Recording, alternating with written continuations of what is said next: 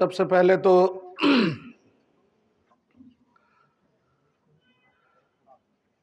जिस उत्सव की तैयारियां 21 से हमने एक तरह से इस गणतंत्र उत्सव के उन शहीदों के स्मरण से शुरू होती है। 21 तारीख को सिंध के और इस भारतवर्ष के एक अमर शहीद 19 वर्ष की आयु में जिसने अपने मित्रों के नाम बताना अस्वीकार किया और फांसी के फंदे को स्वीकार किया, ऐसे हेमू कालानी ने 21 जनवरी को शहीद होकर इस देश के महान शहीद सपूतों की उस गिनती में अपना भी नाम दर्ज किया। 23 को हमने एक महानायक जिसके माध्यम से पूरी दुनिया में एक व्यक्ति क्या कर सकता है उसका एक ज्वलंत उदाहरण नेताजी सुभाष चंद्र बोस थे। भारतवर्ष में अंग्रेजों की सरकार होते हुए भी अपनी आजाद हिंद फौज की स्थापना कर और 11 देशों के माध्यम से स्वयं को उस स्वतंत्र भारत के एक प्रधानमंत्री के रूप में घोषित किया। सही मायनों में स्वतंत्र भारत के पहले प्रधानमंत्री कोई थे तो वो नेताजी सुभाष चंद्र बोस थे। आज जो अंडमान निकोबार हम द्वीप समूह देखते हैं वो नेताजी की देन है कि जापान से जाकर उन्होंने एक रिक्वेस्ट की कि मुझे मेरी सरकार चलाने के लिए राजधानी चाहिए, तो अंडमान निकोबार जो जापान के कब्जे में था, जापान ने सरेंडर करके नेताजी सुभाष चंद्र बोस को दिया। और कल देश के प्रधानमंत्री ने हमारे 21 परमवीर चक्र विजेताओं के नाम से उन सभी अंडमान निकोबार के उन द्वीप समूहों का नाम जो अंग्रेजों के नाम पर था, उनको उस कलंक को धोकर कल परमवीर चक्रों के नाम पर इस अंडमान निकोबार के 21 द्वीप समूहों का नाम किया। ये देश के लिए गर्व की बात है। हमारे देश में वीरांगनाओं की कमी नहीं रही, लेकिन इस सत्य को भी झुठलाया नहीं जा सकता कि जब परिवार में बच्चा पैदा होना होता है तो हर एक के मन की इच्छा ये होती है कि मेरे परिवार में लड़का पैदा हो। इस एक गलत परंपरा के चलते इस देश में न जाने कितनी कन्याओं की भ्रूण हत्या की गई। वो एक समय था जब भ्रूण गर्भ में ही देख लिया जाता था और गर्भ में ही भ्रूण की हत्या कर दी जाती थी। मुझे कहते बहुत गर्व की अनुभूति है कि हम सबसे पहले आलोक संस्थान इंटरेक्ट के माध्यम से माननीय प्रतिभा जी पाटिल और उस समय की मुख्यमंत्री वसुंधरा राजे सिंधिया से सबसे पहले कन्या भ्रूण हत्या के खिलाफ हमने फतेह सागर पर हस्ताक्षर अभियान चलाया था। उस समय हमारी विधायिका किरण माहेश्वरी जी उस समय मौजूद थी। ये पहला काम अगर किसी ने किया तो वो आलोक संस्थान ने देश में शुरुआत की। उसके बाद पूरे देश में कन्या भ्रूण हत्या के खिलाफ एक अभियान चला। ये भी हमारे लिए गर्व की बात है। समाज को दिशा देने का काम आलोक पिछले कई वर्षों से नहीं 55 वर्षों से निरंतर कर रहा है। और दिशा शिक्षा के माध्यम से हो, सेवा के माध्यम से हो, संस्कृति जागरण के माध्यम से हो, ऐसे उत्सवों के आयोजन के माध्यम से हो, अथवा भारतीय आलोक या ऐसे आयोजनों के माध्यम से जिसमें अनुशासन के साथ आपके अंदर की वो क्षमता का परिचय, जब आप यहाँ पीटी करते हैं, अगर आपके मन में भाव नहीं है और आप उस हाथों को हिला रहे हैं इस मजबूरी में कि आपका टीचर देख रहा है इसलिए कहीं डांट पड़ेगी या मुझे अभी मेरी इंसल्ट हो जाएगी, इसलिए वो बेभाव से अगर आप कर रहे हैं तो आपका राष्ट्र के प्रति समर्पण नहीं है। समर्पण तो वो है कि हाँ मैं कर रहा हूं, इस मुझसे जो बन पड़ रहा है इस गणतंत्र के अवसर पर मैं अपनी बात अपने ढंग से कर रहा हूं। वो भाव यदि आपके मन में है तो मैं समझता हूं आप 26 जनवरी को जिस दिन यहाँ प्रदर्शन करेंगे तो उस उत्साह के साथ करेंगे कि हाँ मैं इस देश के इस कार्यक्रम में अपना योगदान दे रहा हूं। आज बालिका दिवस के साथ साथ अंतर्राष्ट्रीय शिक्षा दिवस भी है, वर्ल्ड एजुकेशन डे भी है। आज ही के दिन शिक्षा की एक मांग पूरे विश्व में कि हमको शिक्षित होना चाहिए। हमको आज इस गर्ल चाइल्ड के नाम पर बेटी बचाओ शब्द क्यों काम में लेना पड़ा? बेटी बचाओ और बेटी पढ़ाओ, ये नारा भी आप सबकी जानकारी में रहना चाहिए।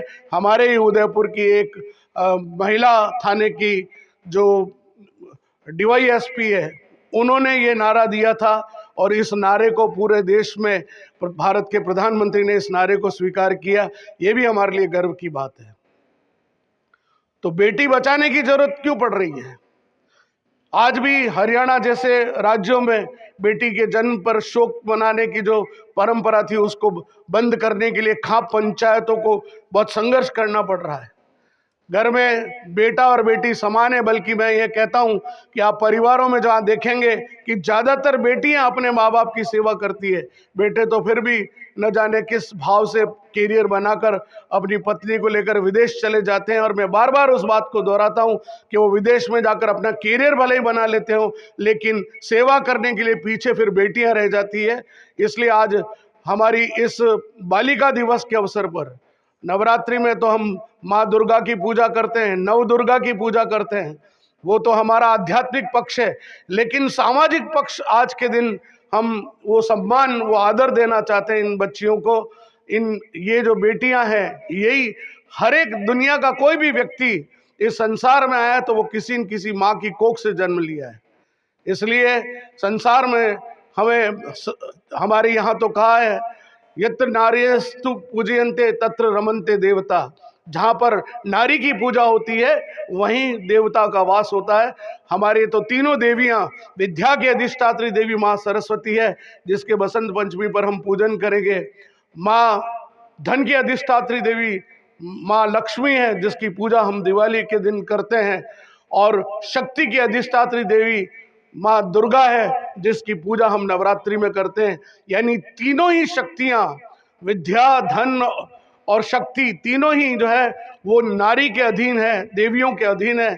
इसलिए देश, सारे संसार में यदि कोई नारी का सम्मान किसी राष्ट्र में सबसे ज्यादा है तो वो भारतवर्ष है। फिर ऐसी क्या आवश्यकता पड़ी कि भारत में हमको बेटी बचाने का आंदोलन चलाना पड़ा? ये नारा ही गलत है। बेटी बचाना नहीं है, बेटी को बढ़ाना है, बेटी को पढ़ाना है, बेटी को आगे ऊंचाई तक ले जाना है। इसलिए आज गर्ल चाइल्ड डे मना रहे हैं, ताकि इन बेटियों के प्रति सम्मान हो, इनके मान की रक्षा कर सके, इनको जहां जरूरत हो हम आगे चट्टान बनकर पुरुष जो है वो खड़ा हो सके। ये भाव उसके पीछे है। मैं आप सभी को इसी बात पर एक शपथ लेने के लिए निवेदन करूंगा। अपनी अपना राइट हैंड सीधा कर लें और इस शपथ को रिकॉर्ड करें मनमोहन। हम सब बालिका दिवस के अवसर पर यह संकल्प लेते हैं कि हम बच्चियों का, महिलाओं का सदैव सम्मान करेंगे। हमारे परिवार में जब भी लड़की का जन्म होगा उसको उत्सव के रूप में मनाएंगे। जिस घर में बेटी जन्मेगी उस घर में एक वृक्ष लगाकर हम पर्यावरण के प्रति भी संवेदनशील रहेंगे। ईश्वर हमें हमारी इस प्रतिज्ञा को पूर्ण करने में सहयोग प्रदान करे। भारत माता की। बेटी बचाओ, बेटी पढ़ाओ, बेटी बचाओ, बेटी बचाओ। जोर से आवाज पूरे हिरणमंगरी में गूंजनी चाहिए। बेटी बचाओ, बेटी बचाओ। एक बार और जोर से, बेटी बचाओ। ये सांकेतिक कन्या वंदन कर रहे हैं बच्चे। राइट लेग के अंगूठे को धोइए पहले जल से, अब उसके ऊपर कुमकुम लगाइए। उसके बाद चावल हो, चावल या पुष्प हो तो पुष्प रखिए, चावल रख के फिर पुष्प रखिए। अब अपने पास जो उपरना है उसको गले में पहनाइए। बहुत अच्छा है, वेरी गुड।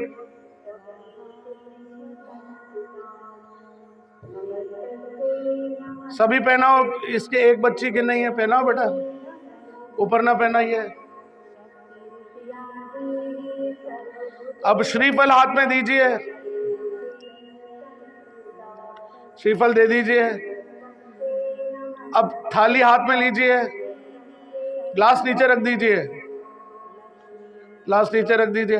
अब आरती घुमाएंगे 5 बार, 5 बार आरती घुमाइए, clockwise, not anti clockwise, clockwise घुमाइए। 1 2 3 4 5, बहुत अच्छे, नीचे रखिए।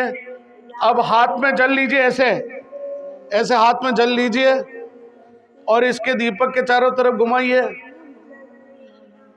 घुमा दीजिए और इनके सामने छिटक दीजिए, हल्का सा, ज्यादा मुंह पे मत मार देना, धीरे से छिटक दीजिए।